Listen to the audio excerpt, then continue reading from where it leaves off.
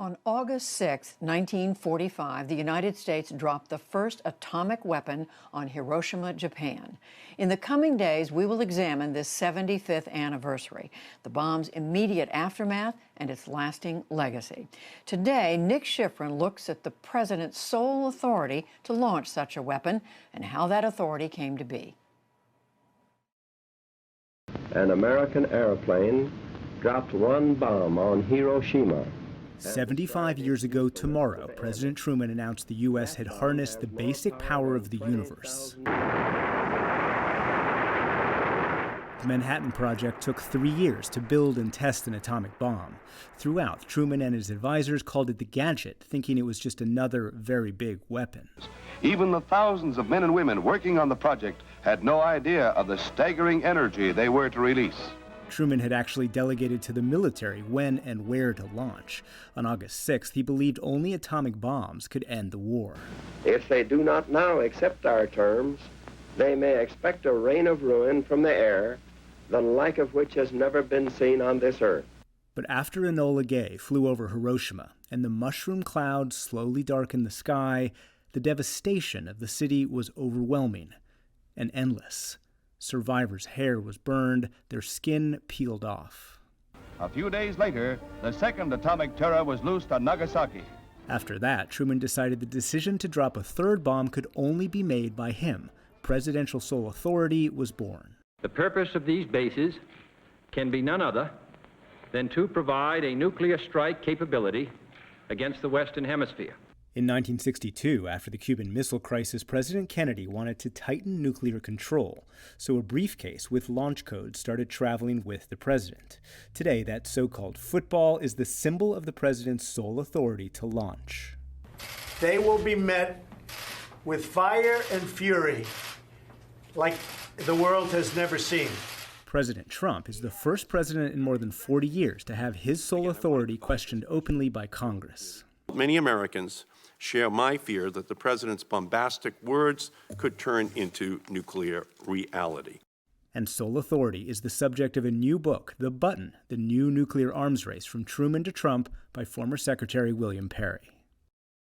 Secretary Perry, welcome back to the NewsHour. Let's begin with this fundamental question. Is the threat of nuclear annihilation a distant one? Well, we can be thankful that we've gone 75 years since Hiroshima and Nagasaki without launching the bomb.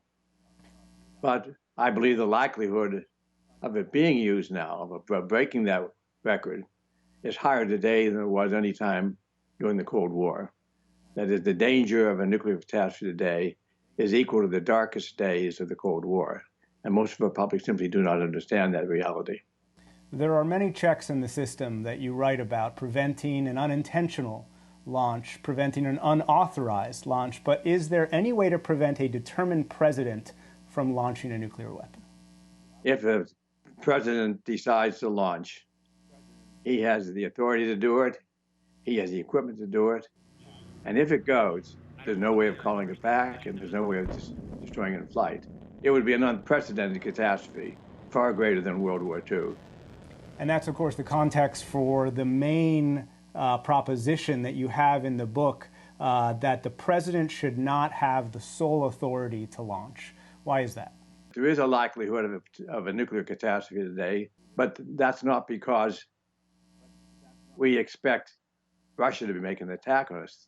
That's not going to happen. Their leaders are not suicidal. Deterrence really does work.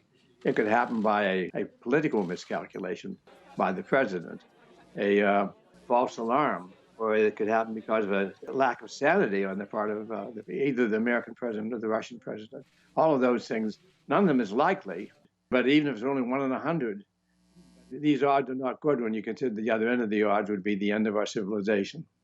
The main argument, of course, for having nuclear weapons at the ready and having the president as the sole authority to launch is the requirement to respond quickly. As you write, Russian nuclear weapons, hypothetically, could be launched and land inside the United States within 30 minutes. Doesn't the president need to be able to respond quickly?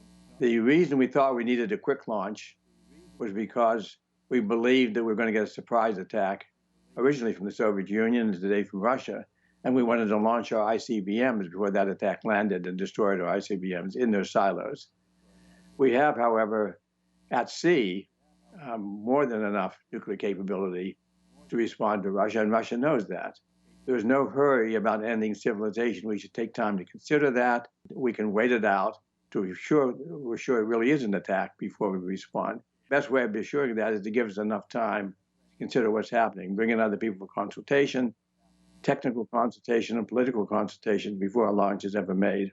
I want to ask about whether this is about the current inhabitant of the White House. You write that for Donald Trump, starting a nuclear war is as easy as sending a tweet. How much of what you're arguing here is about Donald Trump personally, whom you call impulsive? I believe that no person, no president, should have that authority solely by himself, without consultation, without taking time to deliberation. We have in the past presidents like President Kennedy, but he was taking heavy medications, and that could have clouded his judgment. We had Richard Nixon, who was in the last few months in his office drinking heavily, and that could have clouded his judgment. Even Ronald Reagan, the last few months he was in the White House, was in the early stages of Alzheimer's. So there's no reason that we have to give this authority to one person, and we should make every effort then to bring other people into the decision and slow down the decision process. No quick launch. The other main change you advocate in the book, Mr. Secretary, is that the U.S. cannot launch on the warning of an attack, that is, before an attack is unambiguously confirmed. Why is that? Because we have had false alarms in the past, 3 of them that I'm historically aware of. And if a president responds to an alarm and it turns out to be false, there's nothing he can do to recall the missiles.